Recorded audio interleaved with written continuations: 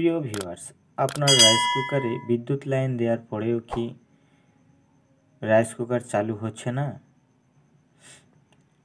যদি এরকম সমস্যা হয়ে থাকে তাহলে আজকের ভিডিওটি আপনার জন্য।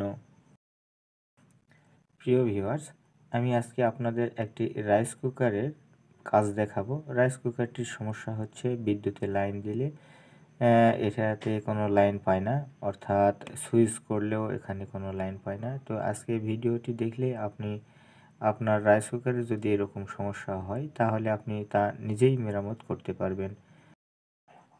সর্বপ্রথমে রাইস কুকারের পেছনের পার্টটি খুলে নিয়ে চেক করে দেখতে হবে এখানে যে ফিউজ আছে, এই যে এটা হচ্ছে একটা ফিউজ, আর এটার মধ্যে যে ফিউজটি রয়েছে ফিউজটি হয় নষ্ট হয়ে গেছে আর নইলে কোনো সমস্যা হয়েছে। তো সেটার জন্য আমাকে আগে চেক করে দেখতে হবে যে এই ফিউজটি ঠিক আছে কি না।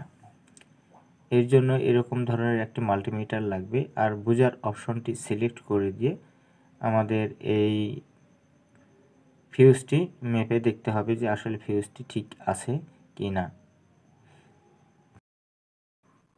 ফিউজটি যদি ভালো থাকে তাহলে এই মিটারের মধ্যে একটা সাউন্ড আসবে, পিপ পিপ একটা সাউন্ড আসবে, আর যদি ভালো না থাকে তাহলে সাউন্ড আসবে না।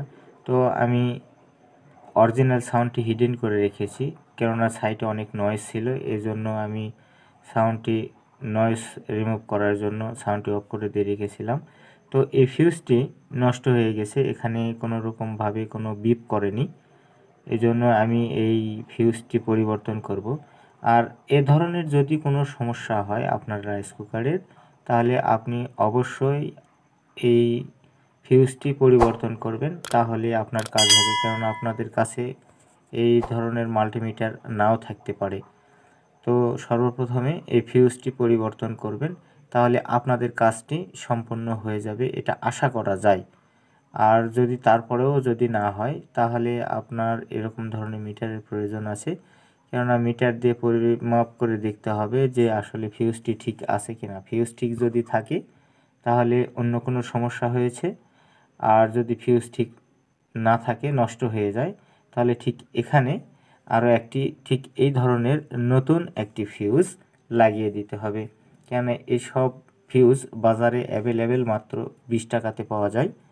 আপনার এই ধরনের একটা রাইস কুকার মেরামত করতে মাত্র 20 টাকা খরচ হবে। এই যে দেখতেছেন এখানে এটা একটা ফিউজ, এই ফিউজটি নষ্ট হয়ে গেছে, আমি এখন নতুন একটা ফিউজ লাগাবো।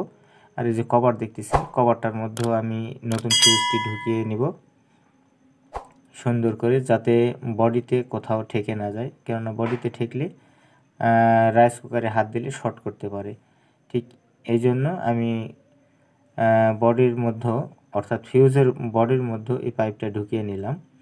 আর রাইস কুকারের যে ফিউজটি আমি খুলে নিয়েছিলাম, ঠিক যেভাবে খুলেছি ঠিক আবার ওইভাবেই লাগিয়ে দিব। আপনারাও ঠিক যেভাবে খুলবেন ঠিক ওইভাবেই লাগাবেন, কেননা উল্টাপাল্টা করবেন না। আর ফিউজের কোনো উল্টাপাল্টা দিক নাই, যে কোনো এক দিক থেকে আপনি ফিউজটি লাগিয়ে দিলেই আপনার ফিউজে কাজ করবে। ফিউজ এটা শুধু সংযোগটা পার করে দেয়, যদি কোনো সমস্যা হয় তখন এই ফিউজটি কেটে যায়, অর্থাৎ ওভার ভোল্টেজ কিংবা ওভার হিটিং এরকম হলে এই ফিউজটি নষ্ট হয়ে যায়। তো ফিউজ নিয়ে নষ্ট হওয়ার পিছনে আরও কিছু কারণ রয়েছে। যখন আপনারা রান্না করার জন্য পট ভিতরে চাপ দিয়ে ঢুকিয়ে দেন, ঠিক পটটা যদি সুন্দরভাবে সেট না হয়, তখন এই রাইস কুকারের যে হিটিং কয়েলটি রয়েছে অ্যালুমিনিয়ামের, এই যে সাদাইটা, এটা নষ্ট হওয়ার পূর্বেই মানে ওইটি হিট হয়ে ওভার হিটিং হয়, তখন একটু লোড বেশি নেয়, তখন এই ফিউজটি কেটে যায়। তো এই ফিউজটি পরিবর্তন করলে পরে আপনাদের রাইস কুকারটি সুন্দরভাবে মেরামত হয়ে যাবে।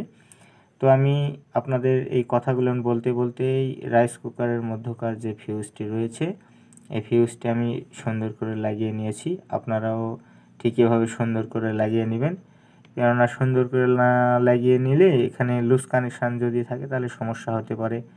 তো আপনারা সুন্দর করে টাইট দিয়ে নেবেন, আমি সুন্দর করে টাইট দিয়ে নিয়েছি। এখন এই রাইস কুকারটি আবার পরিমাপ করে দেখব যে আসলে রাইস কুকারটি ঠিক আছে কিনা।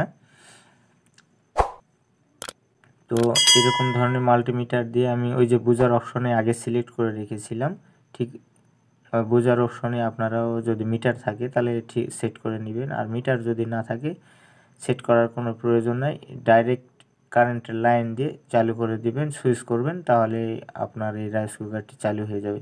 তো এখানে আমি দেখতেছি 2 ওহম শো করতেছে, অর্থাৎ আমার এই কাজটি হয়ে গেছে।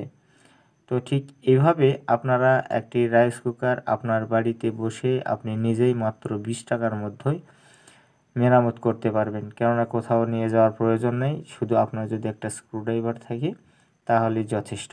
তো যাই হোক, আমি এখন বিদ্যুতের লাইন দিয়ে আপনাদের দেখাবো। দেখেন আমার কাজটা ওকে হয়ে গেছে, আর আশা করি ঠিক এভাবে আপনারা কাজ করলে আপনাদের কাজটাও ওকে হয়ে যাবে। তো যাই হোক, আপনারা যদি ভিডিও ভালো লাগে অবশ্যই শেয়ার, লাইক, কমেন্ট করে যাবেন, আর আশা করি ভালো লেগেছে।